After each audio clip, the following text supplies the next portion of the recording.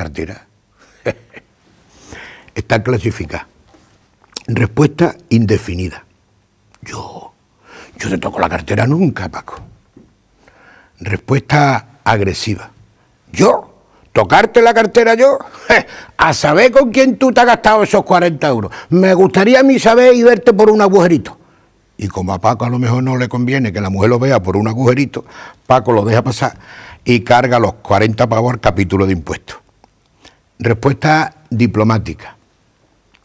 Es que verás, vinieron a cobrar la luz y como no tenía cambio, pero ahora te los devuelvo. Naturalmente no los devuelve. Y pobre de Paco si recuerda el asunto. La respuesta diplomática se convierte en una respuesta, digamos, más guerrillerilla.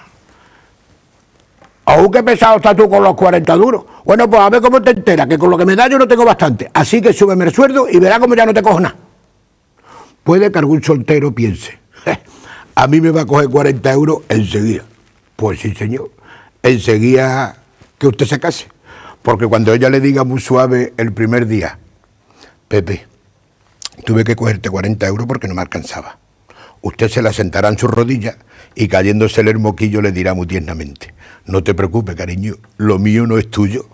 Ahí es donde Pepe se perdió. Porque en el hecho de que lo mío es tuyo, ella coge confianza y a ver quién la para después. Luego más adelante, si usted trata de ponerse serio, ella va y larga eso de, pues antes te los cogía y no te molestaba. Total, que se le va perdiendo el respeto a la cartera hasta que se llega a la respuesta ya más guerrillera imposible. Y es la que le dan a Paco cuando un día llega de la calle y pregunta furioso, María, ¿tú me has cogido 40 euros de la cartera? Y María, acordándose de Agustina de Aragón, contesta, sí, ¿qué pasa? ¿Qué quieres? ¿Una guerra? Somos víctimas. Víctimas, tú lo has dicho. De las mujeres. ¿Y en los bolos en los que vas, qué es lo que tienes que decir o cantar siempre? Normalmente cuando me llaman a un bolo es porque me han visto en otro y saben más o menos repertorios de este tipo. Cuentos, chistes y sobre todo, más que nada, monólogos de este tipo. Cada vez cuesta más quizás hacer reír a la gente, ¿no? Un poco. Pero también, si no te complicas la vida, es cuestión de entrar en el momento oportuno. Y lo peor que te debe pasar es que tengas que contar un chiste cuando no estás para chistes tú, que algunas veces no estarás... Pues sí. Ha habido momentos que no tenía humor para actuar, digamos, para contar chistes. ¿Y al Paco Lastra lo ves por aquí o no? No viene. Ya no viene muy poco. Si viene, ve a su hija, que vive aquí en Barcelona, pero es un... Pero tú eres un asiduo de la caseta en la Feria de Abril. Sí, además le tengo que agradecer mucho a este hombre. Le cogí mucho cariño porque es un hombre que dentro de su... se da mucho a querer. Y es muy agradecido con los amigos. ¿Y es de bien nacido?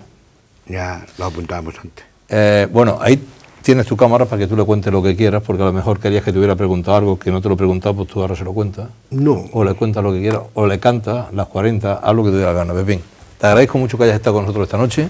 Esta es tu casa, mucha suerte. El que te lo agradezco a ti, justo, que te hayas acordado y gustísimamente pues he venido a esta entrevista y a estar un rato contigo. Lo demás, la verdad es que tal como estoy ahora mismo aquí en Barcelona, estoy muy requete bien, me divierto con lo que hago, tanto con mi trabajo como artísticamente hablando, entre comillas, y muy bien, no me quiero complicar la vida tampoco en el ambiente así, y lo que ruego a mi Virgen de Rocío que me deje todos los años ir a verla, y cada vez que tenga el mono que pueda coger, que pueda disponer de 4 perras para irme a verla. Por lo demás, que Dios bendiga a todo el mundo y como dijo mi amigo Pepe de Rosa, todo el mundo es bueno.